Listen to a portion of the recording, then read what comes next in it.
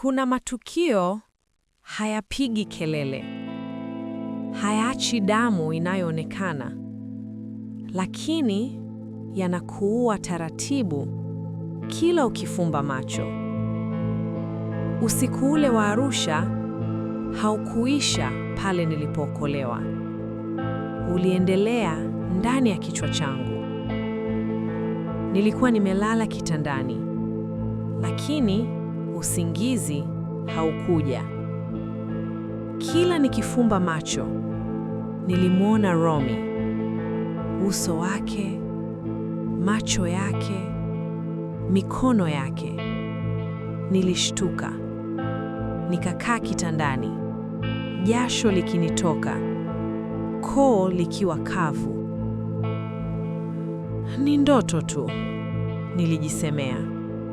Lakini moyo wangu ulijua haikuwa ndoto. Hemed alikuwa amelala kwenye kochi lile lile. Hakunilazimisha kuingia chumbani. Aliniangia tu, "Lala salama Bella. Nipo hapa." Nilimsikia akiinuka usiku, akanifunika shuka vizuri. Hakuniuliza maswali. Hakunitaka nieleze. Lakini ukimya wake... Hebu ngoja, samahani, kabla hatujaendelea na utamu huu. Kama unaifurahia simulizi hii, naomba ubonyeze alama ya like hapo chini kuipa nguvu video hii. Pia, hebu niandikie kwenye comment, unadaka simulizi hii ukiwa wapi? Mfano, natazama nikiwa Tukuyu Mbeya au nipo Iringa mjini. Dondosha komenti yako sasa hivi nami nitapita kukujibu. Kisha tuendelee na story. Asubuhi ilipofika, nilikuwa nimechoka kama mtu aliyepigana vita usiku mzima. Nilitoka chumbani taratibu. Hemed alikuwa jikoni akiandaa chai. Aliponiona, alinitazama kwa sekunde kadhaa. "Asubuhi njema," alisema. "Asubuhi," nikajibu kwa sauti ya chini. Kulikuwa na ukuta katikati yetu, ukuta wa maswali yasiyoulizwa. Tulikaa mezani, kimya. Nilitaka kusema, nilitaka kufunguka, lakini maneno yalikuwa mazito. Nilijiuliza, nikimwambia ukweli, atanitazama vipi? Kama mwanaume wake au kama mwanamke aliyeshindwa kujilinda? Hofu ilinifunga mdomo. "Bella," nilimtazama. "Kama hutaki kuongea leo ni sawa, lakini usijilaumu." Maneno hayo yalinifanya nitamani kulia tena, lakini nilikaza.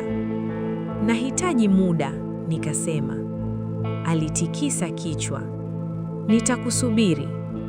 Sauti ya safari, kurudi Dar. Tulirudi Dar es Salaam siku hiyo.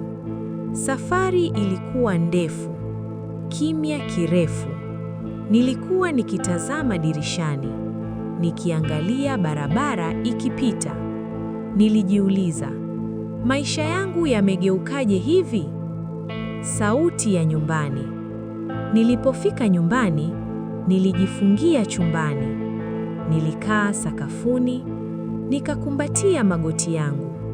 Nililia, sio kwa sauti, bali kwa ndani. Nililia kwa ajili ya Bella wa jana, Bella wa leo na Bella niliyemwogopa kuwa kesho. Sauti ya kumbukumbu, Popi. Nilimpigia Popi. "Dada, uko sawa?" Nilijifanya jasiri. "Niko sawa mdogo wangu." "Umerudi lini?" "Leo." Nilihisi sauti yake ikinirudisha duniani.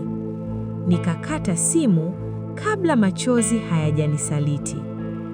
Sauti ya hofu mpya. Baada ya siku 2, nilitoka nje kwa mara ya kwanza. Nilikwenda dukani. Kila mwanamume niliyepishana naye, nilihisi kama atanigusa.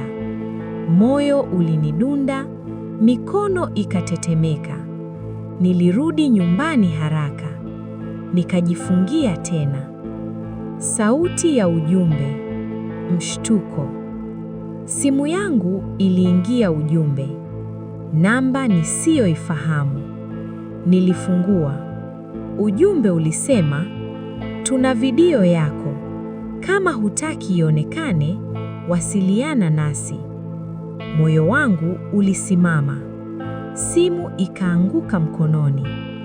Hapana, nilisema kwa sauti ya kutetemeka. Nikakaa sakafuni, nikihema. Mawazo.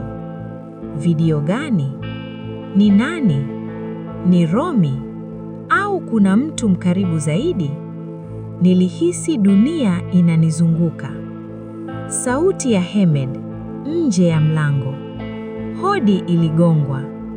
Bella, ni mimi. Sikujibu. Bella, tafadhali.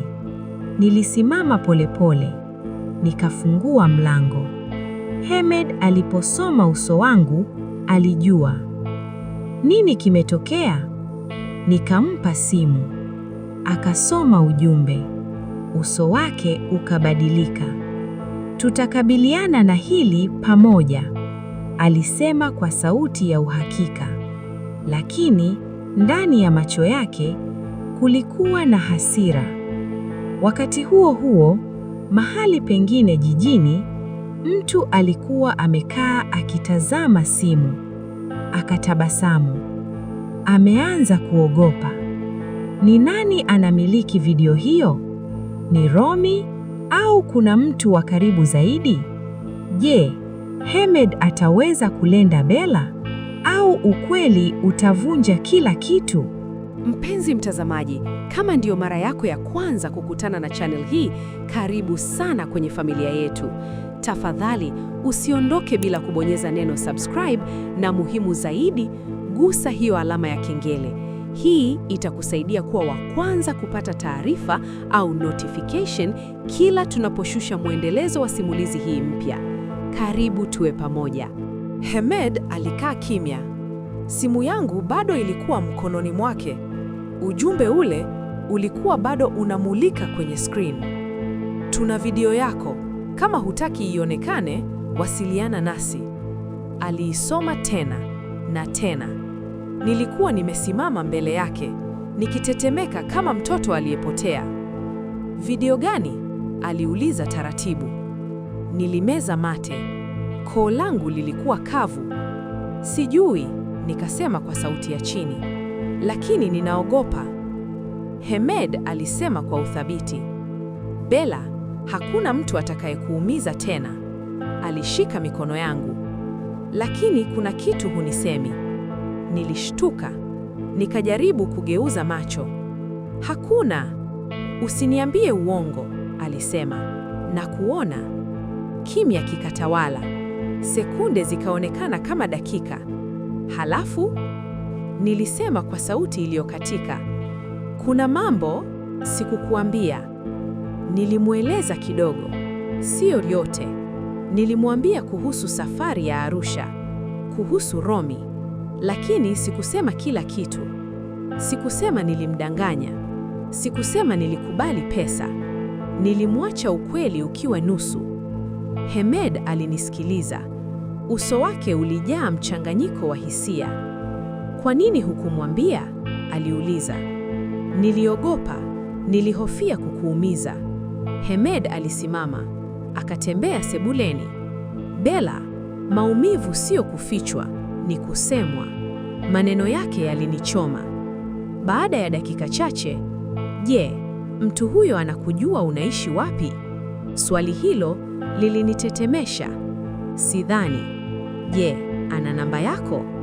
Nilinyamaza. Hemed akavuta pumzi ndefu. Hapa ndipo ninaanza kuwa na wasiwasi. Usiku huo, Hemed aliamua kitu.